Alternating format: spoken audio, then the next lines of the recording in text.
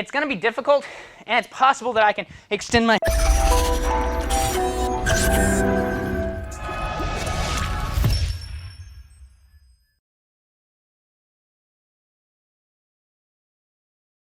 All right, now what we're going to do is we're going to do a floor drill with our back kick.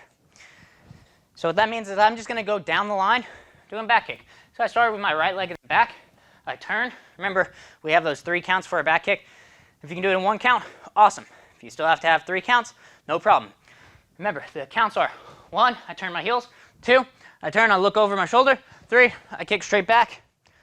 And I rechamber and get ready for my next kick. I'm going to do the same thing, going the other way. Notice how I'm alternating legs each time. Turn, look over, kick. So this is what I want you doing too. As much space as you have. If you don't have enough space to do, 2 kicks in a row, this is what you can do. Turn, look over your shoulder, kick, set your foot down next to your other one, and step back. Turn, look over your shoulder, kick, set it down, and step back.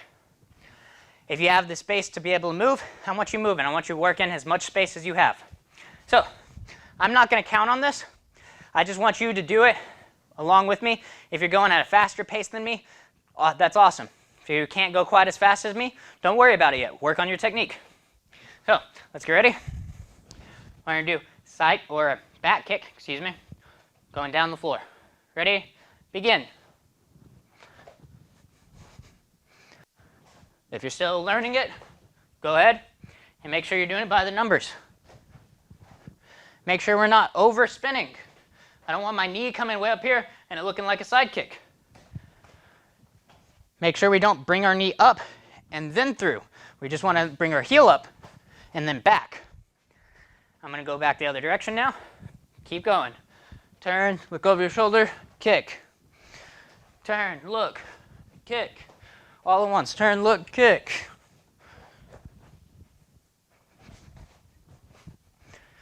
Same thing, I'm going back the other way.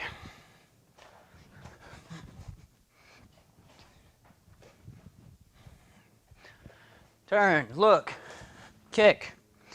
Remember, try to make contact with your heel, not the ball of your foot, with your heel.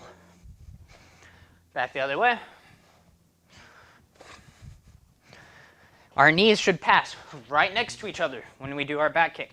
We don't want a gap more than 6 inches between our knees as we're going for our kick. They pass right next to each other. We're trying to go in a straight line, so it's the quickest path to our target. Remember, anytime you're kicking, the quickest path to your target is always in a straight line.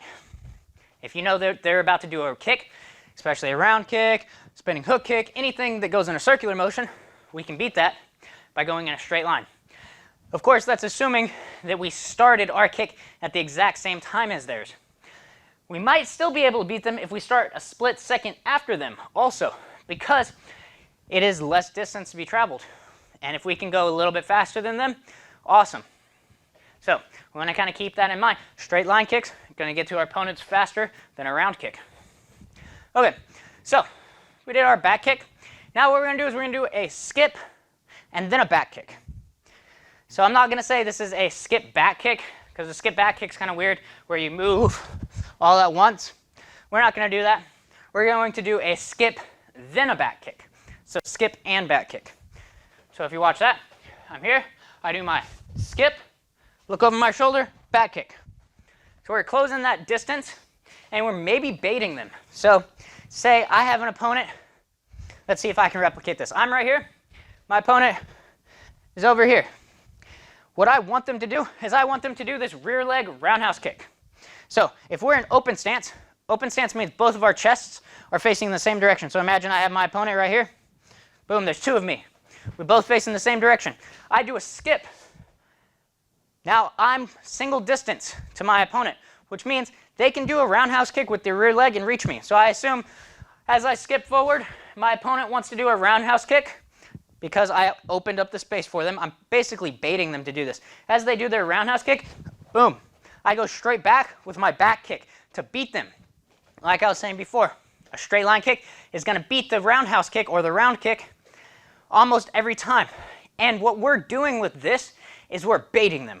So It's one thing to try to react as they do a roundhouse kick and me do a back kick and then try to beat them. If you're trying to react to them, you're probably not going to be able to catch them with the back kick. It's just they're probably moving at the same speed as you, but they started first. The time it takes for your mind to register what's happening and then react is going to be too long and you're going to get hit. But if we bait them, so I do my hop step footwork, I get close enough in, and they're like, okay, they gave me a great opening. They throw that roundhouse kick, but I know that it's coming because I gave them that opening. Then I can do my back kick and I can score while they're going for their roundhouse kick, but I knew that was coming because I gave it to them. So that's kind of the whole idea behind this one. And so I want you to work on it. Like I said, we're going to just do a skip or a hop step and then a back kick. We're not putting them together. We kind of have a little bit of a pause. Try not to have too much of a pause, but just a little bit of a pause so that your opponent can register in their mind, oh, they're close enough and I can kick them. All right, so let's go ahead and get started. I'm going to start my right leg in front. Again, we're still alternating each time. I'm going to hop step, then I do a back kick, just like that. I face the other direction. I'm going to have to switch legs this time. And same thing. So that was Hana. Now let's go ahead and keep going. Do skip, back kick. Switch legs. Set. Skip, back kick. Net. Yes. Yes.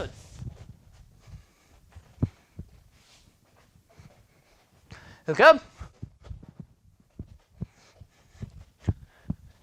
Get over.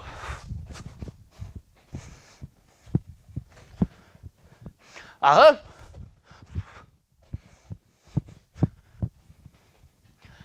Yes.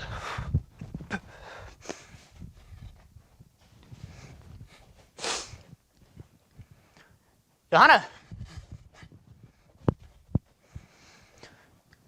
You're done.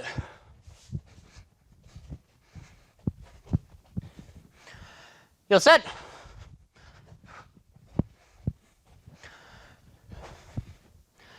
You're net.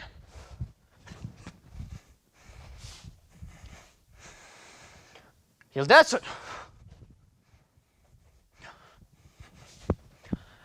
You're yes.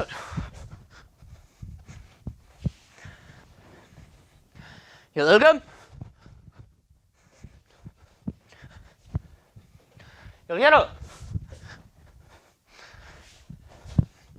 You're home. Small. Take a breath in.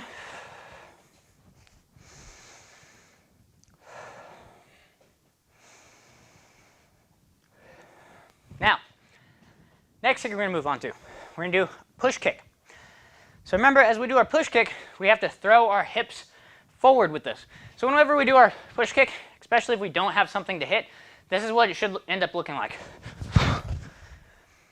It's going to be difficult, and it's possible that I can extend my hip and bring it back.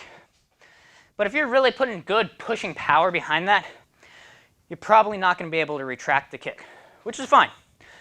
Especially if you make contact with your opponent. Then hopefully they're flying backwards and you're not worried about retracting. Another thing with the push kick is the power gets put in after contact is made.